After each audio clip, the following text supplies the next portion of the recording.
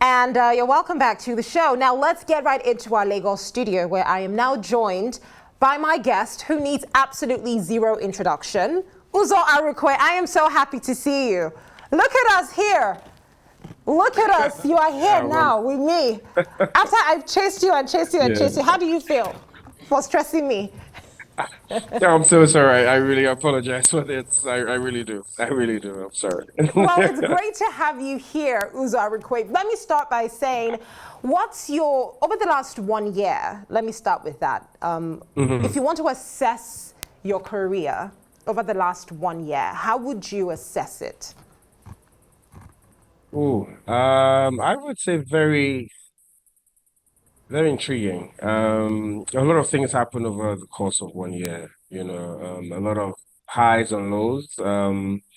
Yeah, but I will count my blessings. It's been great. I mean, I was in two of the biggest films that came out in December, from Funke Akindele and the stables of Tony Abraham as well. I did some other ones with Okay Bakassi Bankole. It's been good. I mean, the course of 1 year has been great. It's such a blessing. Yeah. You know, I think it's been beyond a blessing, quite honestly. Do you sometimes think that when people see you in this element, they get a little confused, like, you know, you are a serious person, but then you are incredibly funny. So how do you balance that, especially with your fans who might actually just think that you're just as comical as you are on the screen in real life 24/7? I mean, it's an art, like it's an art. You have to understand the craft, to understand comedic timing. You just have to understand the work, the craft. And that's it for me. I'm a very serious-minded person. I mean, of course, I have a great sense of humor, and I just try to enjoy myself on set. So, it's been a long time. I've been doing comedy for a while. I had a stint in stand-up comedy at some point, so maybe that also helped my comedic timing and understanding punchlines and stuff. But I don't know if it's an art. So if they confuse my character on screen to my real life personality, then I don't know.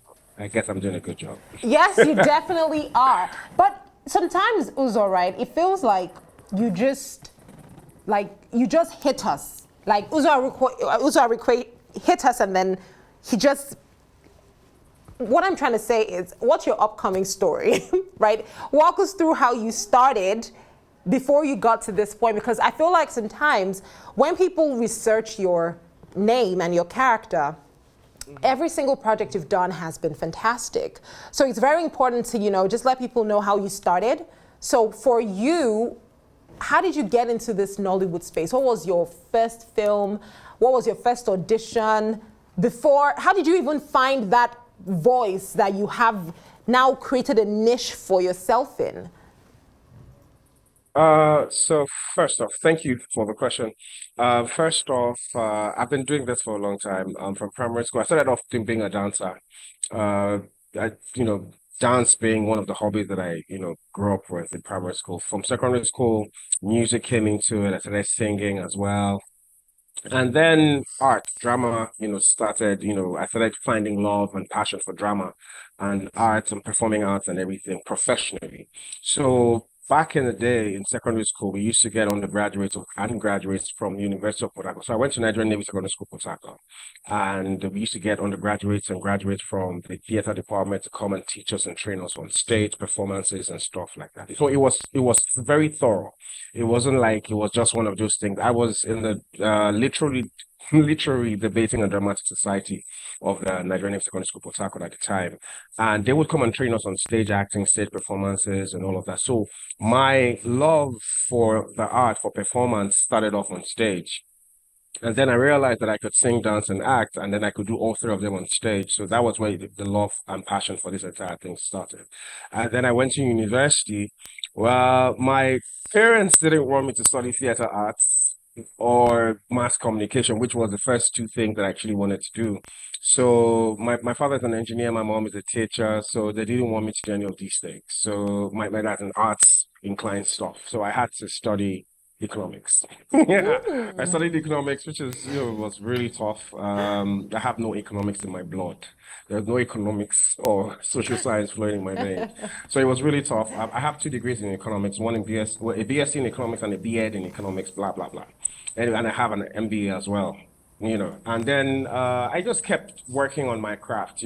Because I loved it, I kept doing big dramas on stage dramas in school, left school when my mates were reading, and I left school to go and act. And a lot of people just thought I was crazy, but I knew that this was what I wanted to do. I wanted to come up with good grades for my parents, but I knew that this is what I have been called to do, and I just wanted to do it. So yeah, graduated NYC, kept doing my acting, going for auditions, all of that. And then I got my first job. So I was an extra on Tinsel set. My boy, my friend, my brother, Gideon Okeke, he got me into Tinsel. I was playing an extra, one of the party extras and the day players on Tinsel. And I got the call to come and work in a telco, or an interview in a telco. And then I started working in this telecommunication company at the time. And then I just thought I was like, okay, maybe this is it for me, like maybe this art thing wasn't really going to work. But I kept going for auditions, trying to be an artist, having a 9 to 5 and trying to make time to go for auditions was really tough. But somehow I worked for 10 years of my life in corporate. I retired, resigned.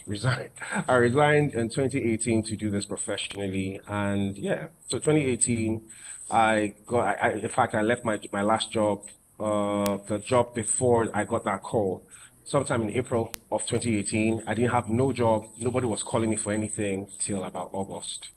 That was when I got my first job, acting gig. It was for an Iroko production. And my friend who I did my MBA class with, Onyia Odeze, she's a producer in the Nollywood industry. And she called me.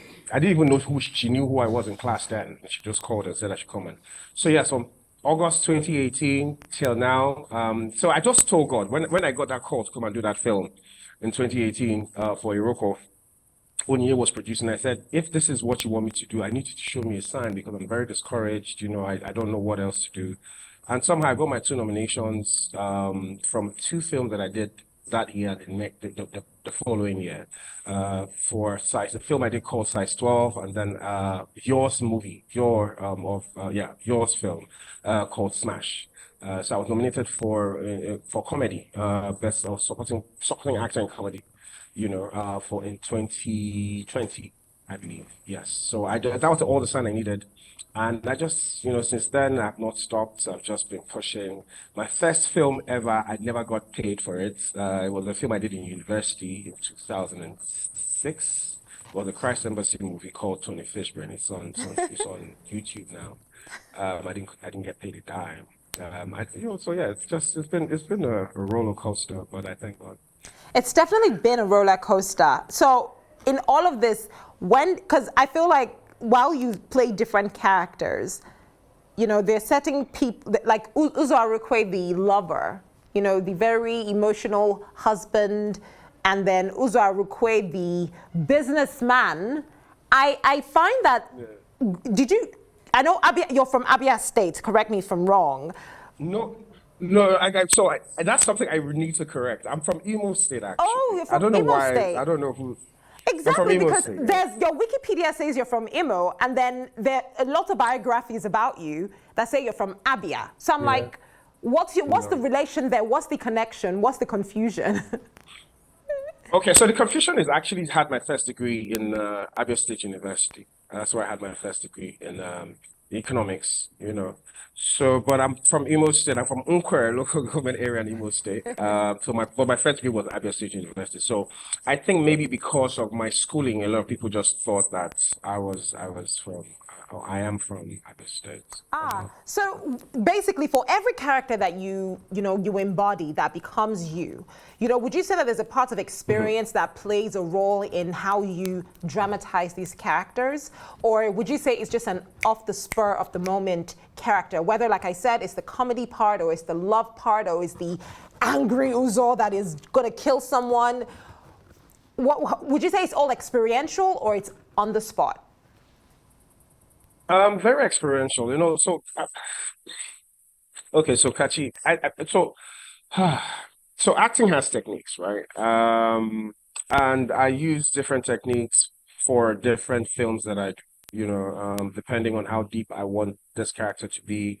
But it is very experiential. That's a short answer to your question. It's very experiential. I always have to I mostly find something that resonates within me in the character. That way, I'm able to put the two characters. I remove Uzor from the equation and just focus on this person. But there is a driving force from my personality, Uzor's personality, that helps me find the core of this character or this person that I'm trying to give flesh to. And that way, it just helps me. It's certainly different techniques, but mostly the technique that I go to, especially here in Nigeria, is the experiential one, where I have to draw from a reservoir of emotion that I already have experienced with people in my life and the journey in life, everything. Yeah. So if That's there's short one, answer. I don't want to go. no, it's okay. If there's one role that you say that you'd say you haven't played, but you really, really want to try out, what role would that be? Ooh, I mean, like I'm an artist, so like there are several roles. I mean, there's too many things. I like to play a villain, a proper villain in a gun film, like an action film, a proper villain. You know, yeah, action war films, stuff that, a guy, I mean, like I'm a boy, I'm a male child, I'm a guy. So, I mean, we like to play with guns. So it'll be nice to experience, proper gunfights, car chases, car races, stuff like that, properly done, properly choreographed and all of that. I don't know about any character I haven't played because the thing is, characters are similar, to a large extent. There's always the thing with villains is they always believe it's always for the greater good. They don't think they're the bad guy. They think that there's a reason why they are doing this. And so most times they actually feel good. They feel that no, I don't know that there's any bad guy who thinks he's trying to kill 10,000 people just because he feels he wants to. There's always a reason that I'm trying to save the world. I'm trying to touch the world of evil. Something like that. So, but I mean, like, yeah, there's always similarities in characters or characterizations, but it's mostly for me. I just want to be in very great films and productions. That would transcend time. Classics like you mentioned, Sound of Music, Greatest Showman, Devil Wears Prada, films like that that will just go beyond, people just watching it and putting it in the shelf or forgetting the movie. But whatever character that you give me, I will do my best to do my homework and bring it to life. That's what I can do. I love it. Now, are you comfortable with the fact that for a lot of people, they've internalized the Uzor Arukwe character that is this typical evil man? We've seen you play that role not only in films, but even in skits as well. Yeah. Most famously, Bimbo Ademoye's Therapy section. I hope I said that right. Yeah. Are you comfortable with the fans internalizing that part of you that is acting that my machine character? Because it's a whole thing. It's a whole energy on its own, I've noticed, for the fans. Yeah, yeah. Yeah, I mean, like, I'm very appreciative of the fact that they enjoy the character. It was a character that I created, in a film. I think it first started off in the film Prophetess. The film, the Nia Kimolawo, Yeah. Kimolawo, I hope I pronounced his name correctly. Anthill, Nia's film, Babadudu's film, and that was where the Igbo character really started. The Igbo nuanced character really started off, and then it just transcended and just kept going and growing, and people like it, But I mean, like, my industry would want to put you in a box, they would want to because you're good at it, you have done it and you have done it well. People would want a lot of producers will call you to play characters like that because they know, oh, more use person we don't need tested and trusted. But I'm an artist and I don't want to put in a box. That's why I'm a creative in the first place. I don't know any creative who wants to just be put in a box.